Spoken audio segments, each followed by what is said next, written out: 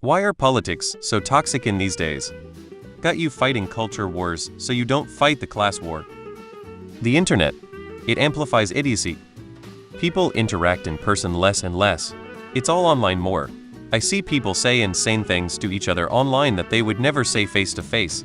Social media algorithms also promote content that gets people mad, because that's what gets them to stay on social media longer. This lets the company sell more ads. If I see a post that makes me mad, I'll spend 20 minutes arguing with a random stranger on Facebook. If it was just something nice, I would smile and move on. Facebook doesn't want me to move on. For most of history, people lived amongst their own political ethnic religious tribe where they had to conform to social expectations, views and actions. They rarely interacted with a wide variety of people and points of view. Due to globalization and greater access to communication, all of these people with divergent views on the fundamental questions like what makes a good life or personal identity are airing their disagreements. Add to this economic disparity and loss of social and familial bond that kept most people anchored and cocooned within a safe environment, you end up with a toxic cauldron of angst that translates into political instability. I'm just giving my opinion here, but it really depends on how you define toxic. We had politicians literally trying to kill each other in the past. The difference between now and then is the televising and larger access to politics than before. Like others said, in the past people probably stuck with like-minded individuals, and in general only a select few had access to the information about what's going on. Because we are in a new gilded age. The wealthy are sowing division to keep regular people from seeing who the real enemy is. Everything is turned into a culture war. Because the internet is filled with wingnets and ideologues, spamming everywhere their half-baked political takes and unrealistic and practical solutions with the attitude or all or nothing, so that's why pragmatism is down.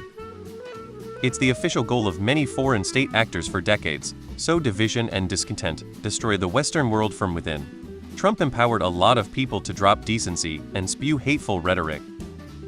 Social media, news is becoming more opinionated, hate generates clicks. It's the media. The media has figured out that if everything is an emergency, a threat to democracy, literally Hitler, people will keep watching, people will buy more papers, people click more articles, people share more links, people comment more, people like more. It's all for profit. And 99% of people don't realize this.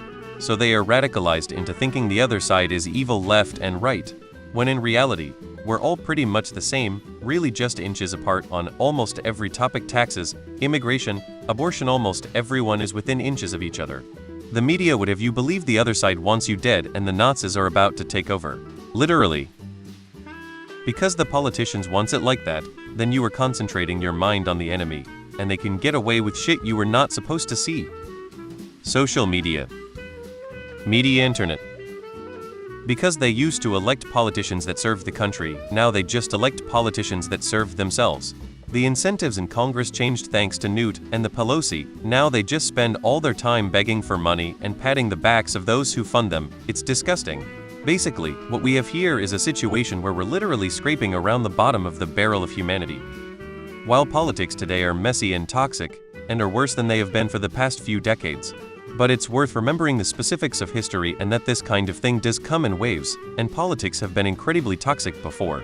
If we are talking worldwide, political enemies have gone far beyond hating each other to having them assassinated, or rounding up groups of people based on their religion or ethnicity. Wars have been started over political differences. There were duels.